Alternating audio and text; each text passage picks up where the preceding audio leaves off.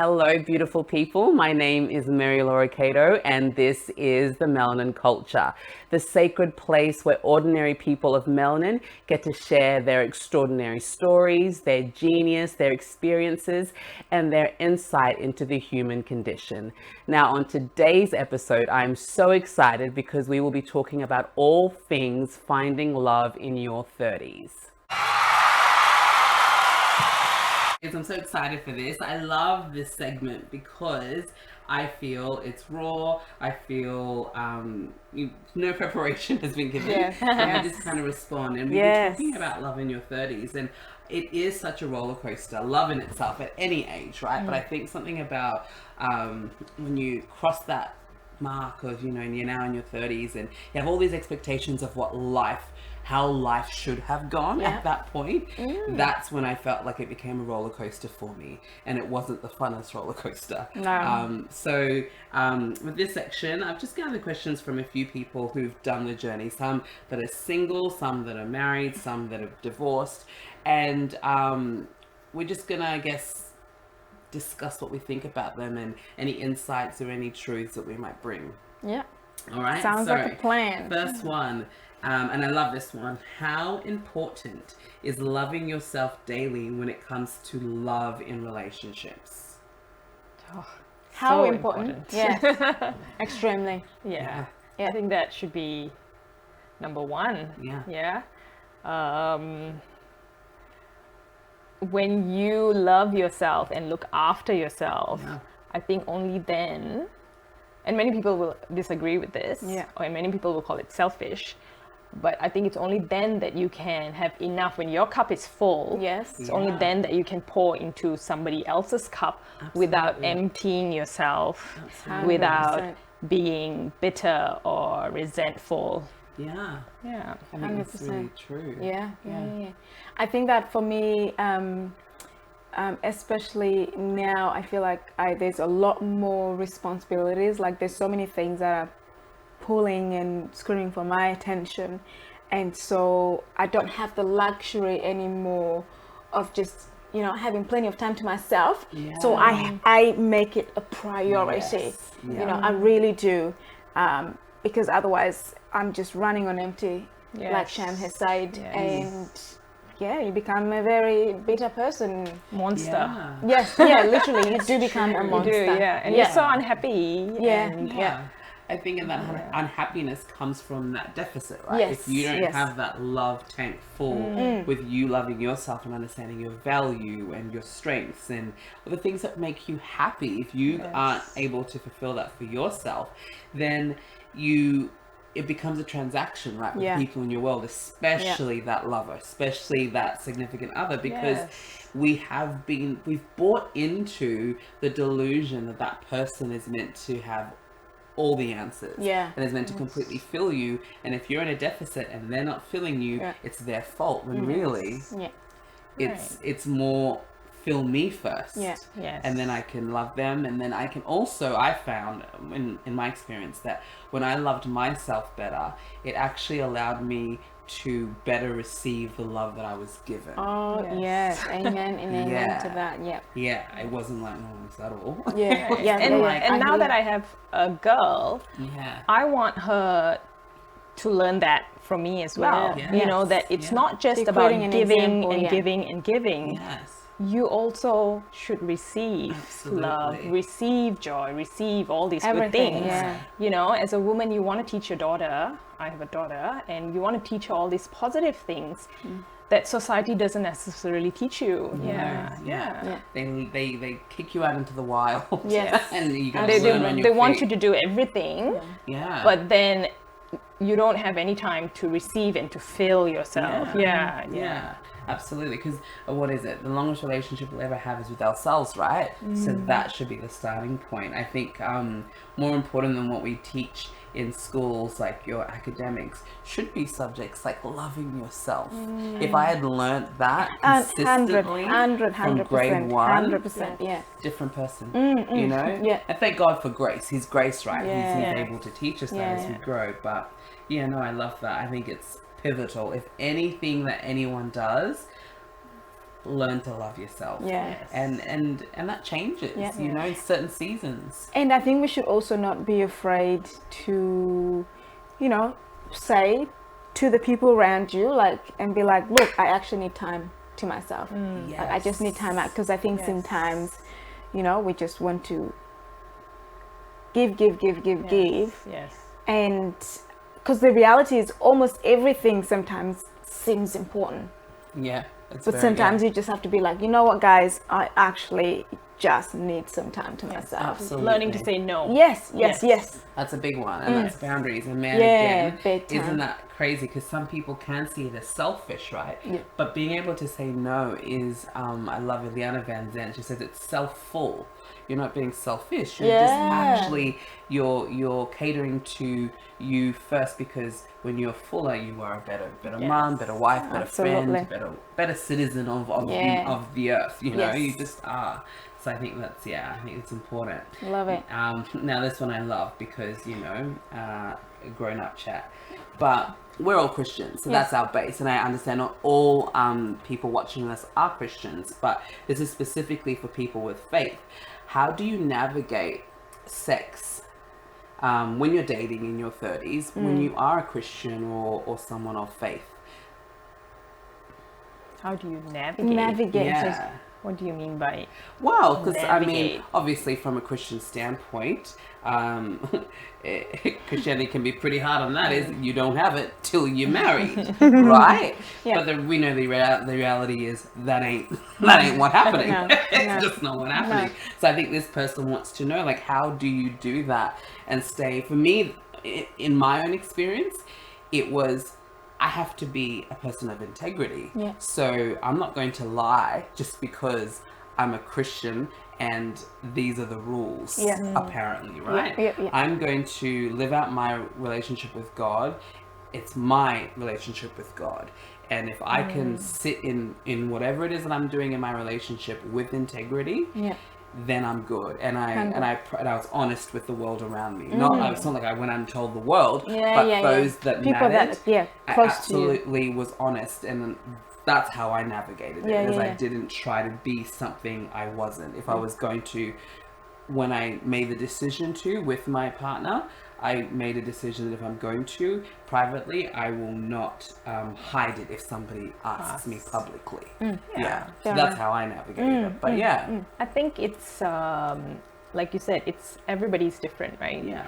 Whether you're Christian, whether you're Muslim, whatever. I think what's most important is your conviction with yourself and doing what you think is right. And what is wrong, right? Absolutely. Everybody has a different conviction with the Holy Spirit, with yourself, with whatever. And like you said, you don't have to give an answer to anyone. If they ask you and if you feel like answering, you can. But for me, it's always been about my conviction. What do I think is right and what do I think is wrong? And that being said, I don't always follow that. Of course not. Right? You know, because sometimes in the heat of the moment, you know, suddenly everything just goes out the door. Again, we're human, right? We want to hold on to what is right and what is wrong, but when the time comes, sometimes we do silly things, or sometimes we do the right thing, or sometimes we do you do what feels right at the time. But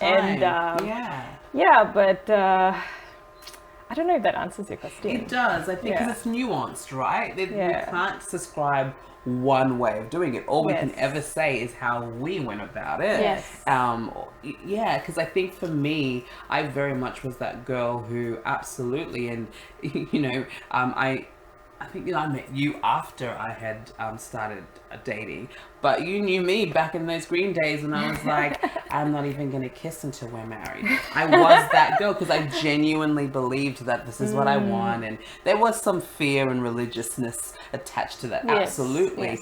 But when I came, I think I started dating, I met my ex when I was 31 and a half. So that's when I started dating, had my first kiss when I was 31 and a half. So I started late in the game, right?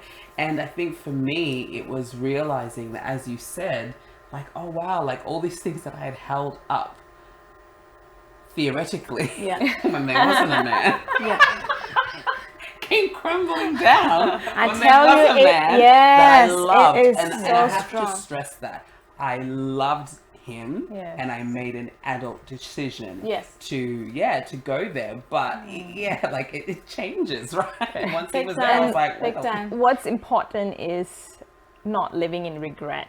Yes. No regrets, yeah. If something has been done, okay, if you feel guilty about it, that's fine, because that's your conscience, that's your conviction, that's how you've been brought up.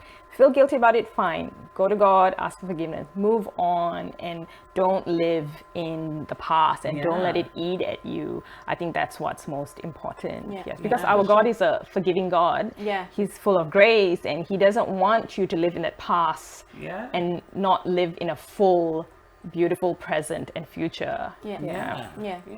I think for me, like Sean said, it's all about your convictions and how you feel, and then how you feel about the person. And then I think that also time matters. How long have you gotten to know this person? Because the reality is, so this is how I look at it, or how I look at things in general in a Christian way, right? So God has given us the 10 Commandments and so many different rules, and it's like the Bible is like a manual, right? But just like God has given us free will, he's not saying, personally, this is how I understand, he's not saying that you must, right? I think for me, I think that he says, this is what would be good for you to do, for your goodness, because I know everything. Exactly, But he's given you free will because you can make your decisions. But then he's saying there is a consequence to every action and decision you make. So if you decide to go a different route from what he has said or suggested, you need to be ready to like to deal with the consequences. For me, this is how I look at the Bible. And for me, like, and like, I look at God as a father more than like this super like authoritative dictator. That's the only way I can have a relationship with him. So just like a father, he's always going to look out for you because he's older, or like because he knows more than you, but he's not like controlling you like a robot. So same thing with sex, your convictions, and then the question is going to be, if you go that way, are you going to be ready for the consequences that comes with it? It could be good consequences, it could be bad consequences. I mean, it's life, right? Yes, exactly. Because like, and the reality is, and I think the reason why sometimes you shouldn't rush into it, you should consider it really well, because the things that can come out of it can change your life forever. Absolutely. Yes. Absolutely. So for me, I looked at all of these things. I always look at, like, am I ready for the consequence? Do I know this person really, like really well? Is there an intimacy to an extent, there? Obviously, And then do I absolutely love this person? And do I feel like this could be the person for me? Then I make the decision accordingly. Because we're grown, right? We're grown, and I think that's how God has a relationship with us. Is like, I gave you free will. You're grown from the time. I mean, we've got babies, and I swear, from the time they're out of the womb, they exercise that free will. Exercise consequences. It could be bad consequences. I mean, it's life, right? Yes, exactly. Because like, and the reality is, and I think the reason why sometimes you shouldn't rush into it, you should consider it really well, because the things that can come out of it can change your life forever. Absolutely. Absolutely. So for me, I looked at all of these things. I always look at, like, am I ready for the consequence? Do I know this person really, like really well? Is there an intimacy to an extent, there? Obviously, And then do I absolutely love this person, and do I feel like this could be the person for me? Yeah. Then I make the decision accordingly. Because we're grown, right? We're grown, and I think that's how God has a relationship with us. Is like, I gave you free will. You're grown from the time.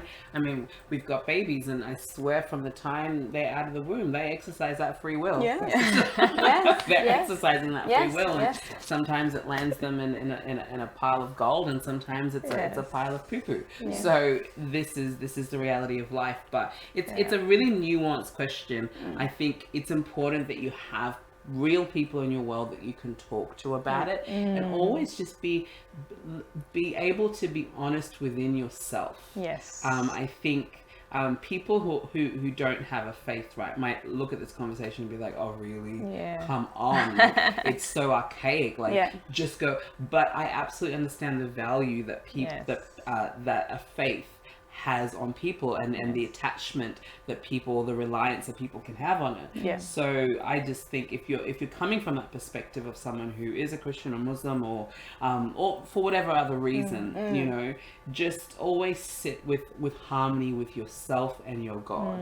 If you're good with it and you're good with your God, go in peace. I really can't say anything more than that. But. And can I just add to all the Christians, especially like if you're, like your conviction is to wait until marriage and all this kind of stuff. Look, don't have this, like summary or fairy tale, is it? Don't. It's not, look, for the most part, it is not a fairy tale, honey. It's not. For the most part, it's not a fairy tale. Yeah, let's just be real. Like, this is about realness. It is not a fairy tale. Just expect anything. Yeah. Okay? Yeah. Because, like, just like if you've never tried something before, there's always, a lot of times, there's going to be something that is just like, like a bit of a... Yeah. A bad taste. Well, it's real. It is real. It's not like in the movies. No, it's definitely not like in the movies. Not in the oh movies. My goodness, not in the Mills and Boom romance. Not. It's a lie. It's real, and it's humans, and it's flawed, and it can also be magnificently beautiful. Yeah. And it is a journey. Yes. Don't take the first. If you don't have a good first experience, don't take it as. That's it. Yeah. It is a journey, and like it's a journey that's between you and your partner, and trust me, you will arrive to a better place. Absolutely. If it started bad, but if it started good, good to you. Good for you, honey. All right, we can talk on that forever. But now, can you ever be sure that you found the right person or the one? I do not believe in the one. I am a hectic romantic at heart, and I think until maybe I was 14 I did believe in the one. And then this person once said to me, okay Laura, so if you believe in the one, what if that one dies, and then yes, now you have to take someone else's one, and now everybody else's one is screwed up. And I was like, okay, on that logic, I absolutely do not believe the one in a fatalistic kind of way. And I don't know that I believe that you ever find the right person. You find a person that's right for you at that time, and you make them the one, because you every day make the choice that you're the one I've chosen, so you're the right person for me. That's what I believe now, whereas before I was like, you know what, it is okay though, like and it is important, I think, to think like that at a certain age. Because why not? It's nice to always have beautiful it's true. thoughts and dreams about something until you're like, until reality smacks it. Yeah. Okay, so wait, what was the question? Sorry. The question was, do you ever really can you ever be sure that you found the right person? Like you say, you go first. I think I have met. For me, I feel like I've met somebody that we work well together, that we gel well together, and we complement each other. For me, complementing one another is so important, because then you can get a lot more things done versus when you're just by yourself, right? It's beautiful. So I think that you meet that person at the beginning and then you work to, getting yourself better. And that's why there's always that saying, you make me a better person, right? Yeah. And it's because, like when you're good for each other, or like, when you work well together, you should get better. Absolutely. Absolutely. And that's why a lot of times actually, I find that when I am with somebody, a good somebody, since I've been with him, your husband, current, since I've been with my husband, like I get asked out all the time. It's because people like the version of me that old mate is working hard on, like he's working hard to kind of like, get me to this place. So I love that, and it's very true. Yeah. I think it's very true. I honestly believe that people who truly are in a love relationship just shine brighter. Yes. Yeah. You're who you are as a person, because love expands us. It doesn't diminish. So if you find yourself becoming diminished in a negative way, that ain't good soil. You need to walk away, or walk away, or make work a difference. Make a difference. Make I a love difference. that. I think that's very true. Well, contrary to you ladies, please, I'm not much of a. Sai will tell you, I'm not much of a romantic, but I do believe Sai is the one for me, because, all my previous experiences with people before Sai, hurts, ups and downs, and I believe God, I truly believe in my heart God made Sai for me. That's and beautiful. Amen me and amen for Sai. Yeah, yes. that's And beautiful. the way we met, everything is just, it's just divine. Yeah. And I love that. And there is still a part of me that believes that, in the sense of, because I do believe that there is God is an orchestrator, right? We make the choices we make, but that there is a grand orchestration going on here that is in our favor. So I do love that side of it. Yes. And I've told Sai before, I wonder if I had been more obedient to God, and if he had been more obedient to God, if we may have met earlier.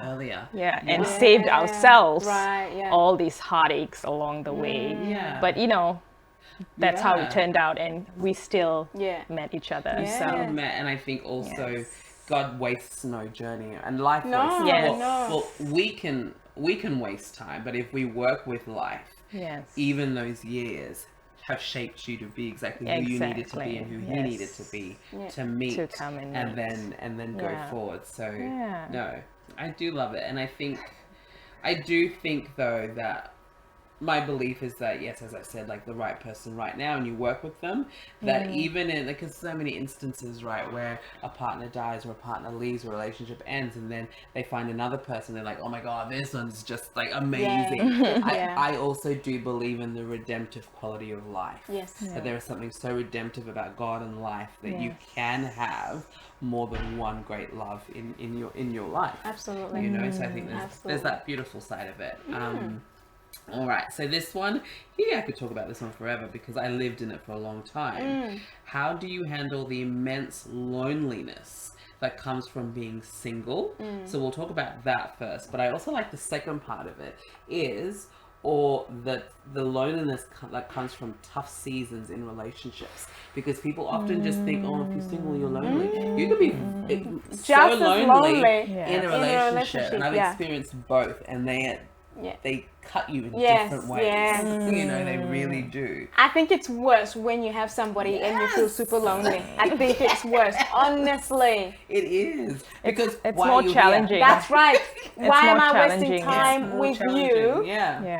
Because you're probably lonely because he or she, is not doing good by you, or it could be obviously a two-way. Or sometimes it could be you're searching for yourself, in in whatever it is, whether you've just become a new mom, or whether you're looking for a job, or it's something personal that he cannot help you with.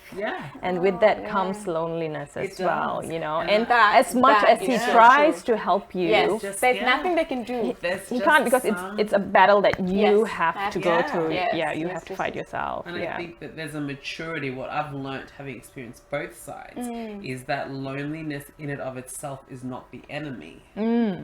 It's the way we perceive it. Because look, loneliness, I think, is essential to grow as humans. Because in life, there's going to be seasons, as you pointedly put it, that no matter how much someone loves you or how present they are, they cannot walk it for you. You have to do it yourself. So once I learned that about loneliness, I was like, okay, I can see it differently now. But as a single person, I think the hardest part of loneliness was the fear or the belief that it would never end. That was the toughest part. Agreed. Once I understood that no, there is an end in sight, it's okay. That helped me to navigate it better. But also, secondly, it's what I allowed the loneliness to tell me about myself. So I allowed that loneliness to say, you're not worthy. No one will love you. You will not have the desires of your heart fulfilled. And when you've got those two messages going in, this is never going to end, and it's never going to end because you're not worthy. That was debilitating. So I'll tell you a story. So before I met Sai, I had dated a few guys, and some guys were really good, but they were just not for me. And some guys were, oh gosh, you know, definitely not for me.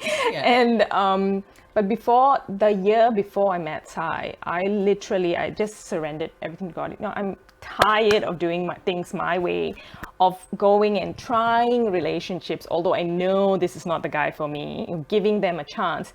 And I just said, I'm done.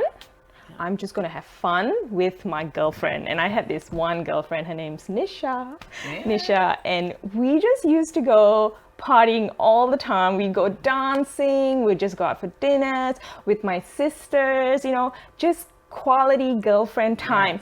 And oh my gosh, it's such a fulfilling thing. And it's, yes, you still sometimes feel lonely because you don't have that sort of love, but having a good girlfriend is so strong. It's so powerful. And there's so much healing and comfort and oh my God, joy that comes with it. And it's life-saving. I tell you, that was one of the best times of my life. That's so good.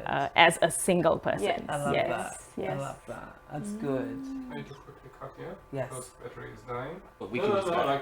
Nothing changed. All right, cool. Okay, rolling. All right, ladies. So the last one is, what are some core non-negotiables that I should have? Because with that question, everyone's gonna have different ones. But I think this person's wanting to know what are some that universally, you know, that.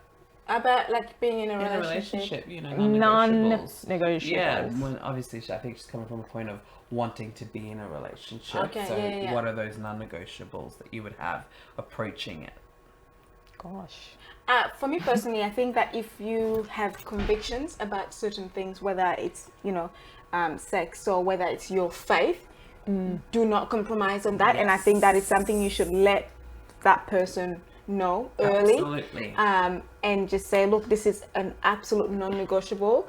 And so, you know, so because like, for example, Lawrence is a vegetarian, and so it was like a non-negotiable. And it's like, if I ever did anything to sabotage that, it actually will impact on trust, because it's that important. It is that important, you know. And so for me, like, you know, faith for me is like, it's a non-negotiable. And for me, like, it was just like, including if we have kids, I want the freedom to be able to, I get you. And that's a big one. Take them to church and all that, because the reality is some people will be like, no, not for you know, me. not for me. So if you have convictions about some certain things, they should be non-negotiable. Non-negotiables. Yeah, I love that. I think it's true because I think with the non-negotiables, you have to ask yourself, if I negotiate on this, because I'm in love right now, when that in love phase leaves comes to an end, are you going to be resentful? Are you going to hate yourself for That's it? right. Are you going to be bitter towards the other person? If there's a chance, even the smallest chance of that happening, do not negotiate on it. It is what you want. And I think the biggest ones for me, personally, you gotta want to have babies. Yes. Because I at least want one more. And if you don't, I love you, we can be best friends. I just cannot negotiate on that for me. Is one of the... And I think for me, secondly, is kindness. Like that for me, even though that's something, oh, isn't that a quality? Yeah, it's a non-negotiable quality for me. Like, you are not kind. Get not out. Just to me, but to... If that's not something that you live by, can't do it. See you later. I learned it. Yes. Yeah. Well, we're talking about before you get into the relationship. Or in a relationship, whatever. Well, clearly for me it was faith. No matter how much I tried dating non-Christians, there was always this burden on me, and I just couldn't. And so I had to make that a non-negotiable. It was, I couldn't compromise on that because I learned that eats at me. And what else? Non-negotiable. The normal stuff, no smoking, things like that could annoy you. One thing I've noticed... it does more than annoying, my friend. I think one thing that... I've lost my thought. That's okay. That's right. Okay, I've got it back. So one thing that I've given advice and I've learned by watching a lot of women is they compromise a lot before getting into the relationship or before marriage in hopes to change the person later. And that I've seen has destroyed a lot of relationships. And that would be my advice to people. Don't do that. Not to yourself and not to your partner. It's not fair to the guys as well. Don't try to change them. This is how he was before. This is when you fell in love with him. So don't expect him to change afterwards. It's different if he wants to change to be a better person and you want to change to be a better person on your own, but don't force it on each other. I think that's really important, and that should be a non-negotiable. Not trying to change each other. I think that's really important.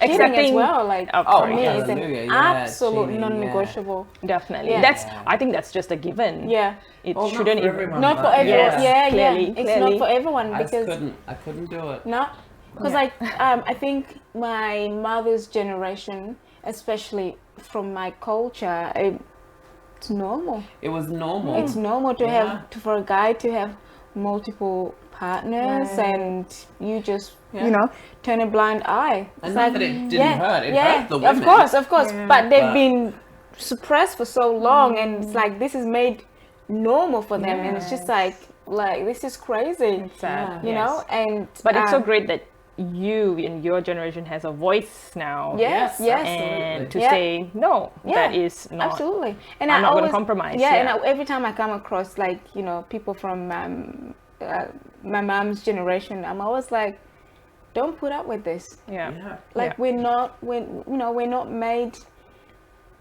not made to just keep taking just like bad stuff in your life.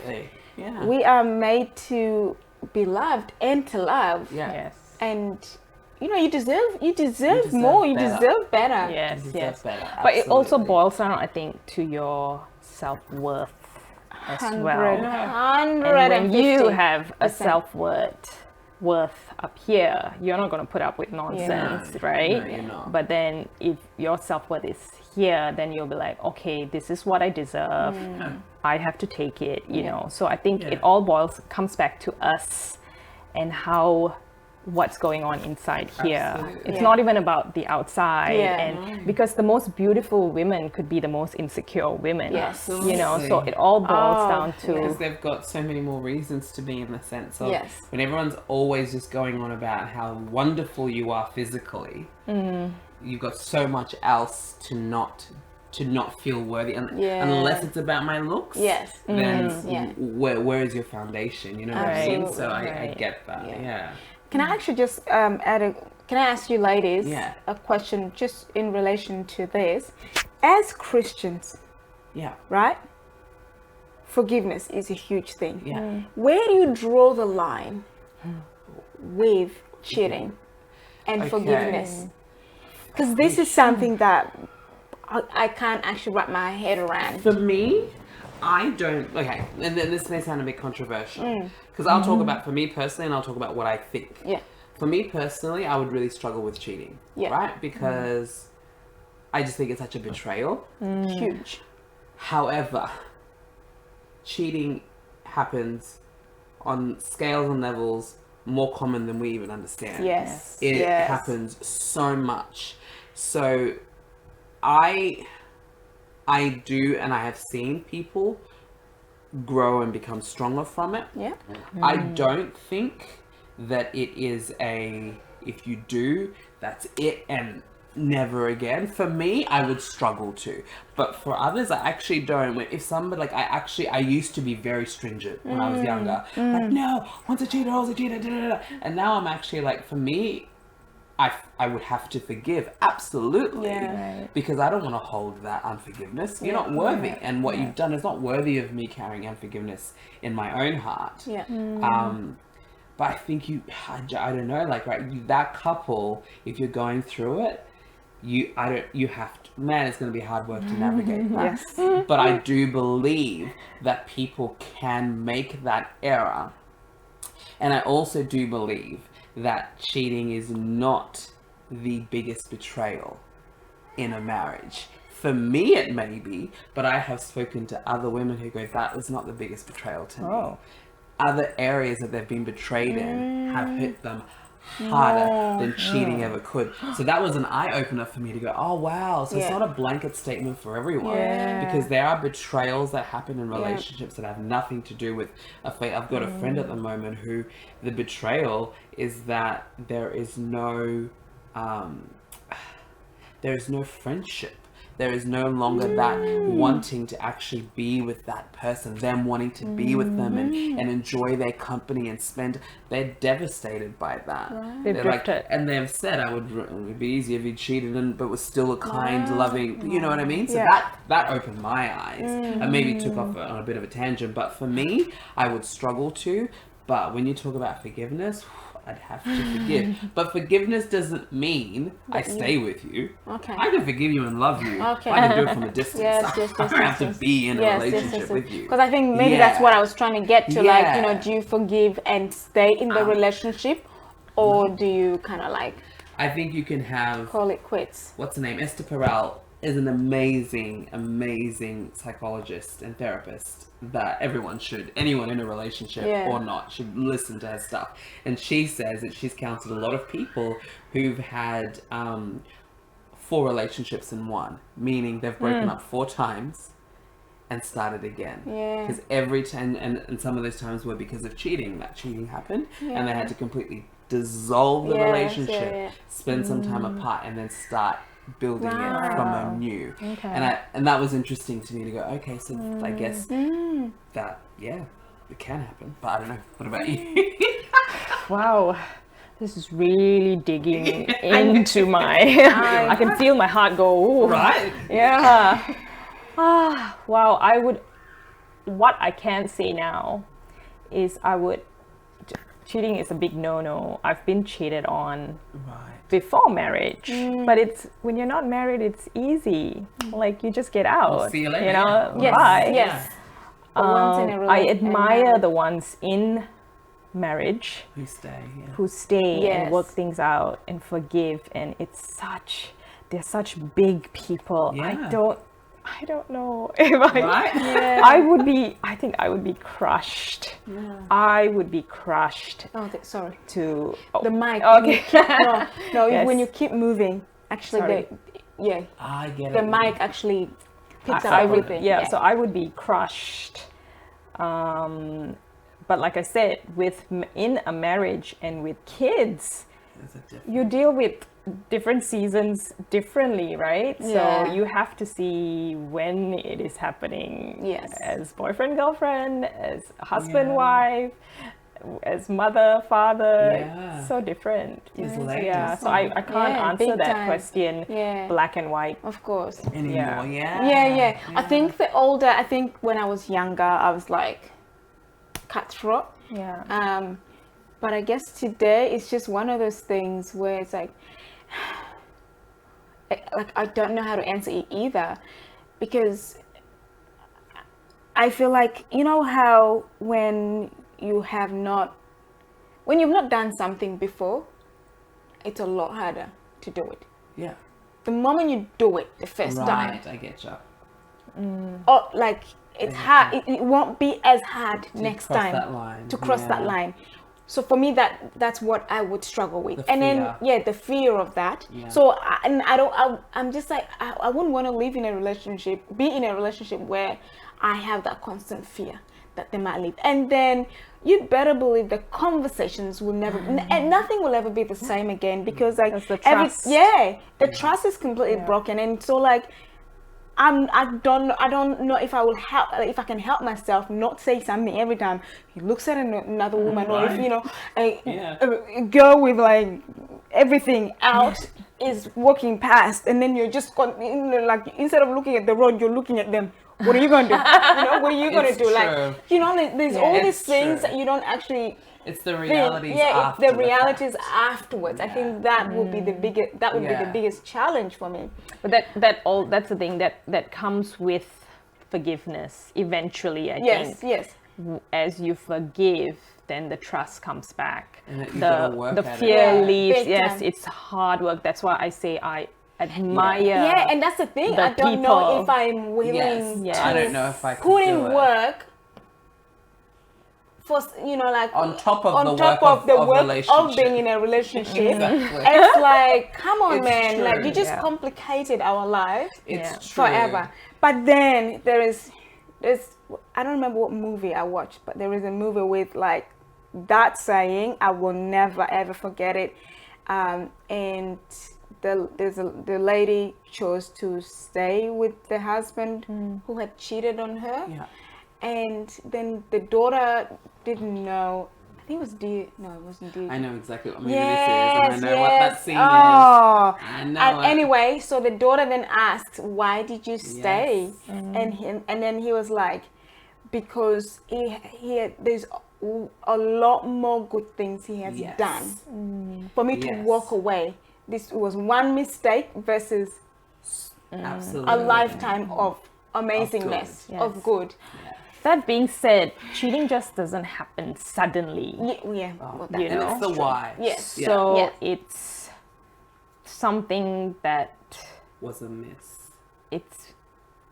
Something was amiss before that happened. No, I don't want to blame anyone, or put the blame on, what did you do or not do that he went and cheated. I don't want to do that. But what I'm saying, cheating doesn't happen overnight. Yeah. No, that's true. It takes time.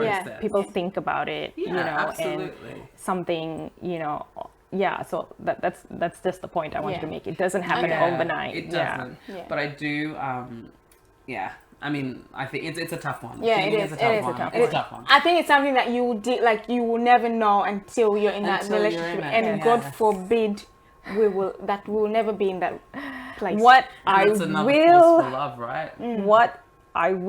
The one thing I will tell a woman to leave immediately is physical abuse. That's non-negotiable. That is black and white for me, but at the same time, I also understand how hard it is to get out of these things, Especially when there's kids. Say, and it's so much harder to do. Absolutely. Yeah. All right, ladies. Thank you for discussing with me. Yes. Awesome. Those were some real tough questions. And I feel I have definitely laid myself a little bit. Yeah, like a lamb. Like my father will be watching this, my mum will be watching this. I know everything. That's okay. We are married. Some of you. Sorry. Sorry. It's fine again. We can go.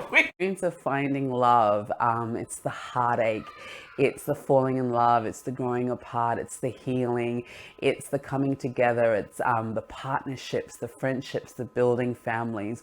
All of that is so crucial and so vital to our human experience and the human condition. And wherever we find ourselves on the journey, love is pivotal to who we are and how we move across this thing called life.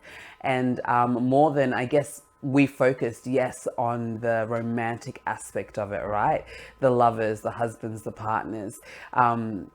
But more important than just that is wherever you find yourself, love in and of itself, fill your love up with love. If you're single at the moment, fill your love up with love for yourself and the love that you have from your friends and your family, because there is no gradient or rating. There is no such thing as the love that you have with a partner is greater than the love that you can have with a friend. It's different, and those differences and those nuances are there for a reason, and they speak to your particular season in life. And I'm a single mom in this season, and although yes, I still dream and long to find a partner that is that forever kind of partner that I can build a life with, I don't at all feel that my life has any less love because I'm a single mother. I have my son, I have myself, I have amazing friends, some of which have been on the show today. I've got family, and I've got my God, and life is fuller because of that. Love is who we are, and it's why we are. And I could talk about this subject forever, but wherever you find yourself, embrace the love that you have.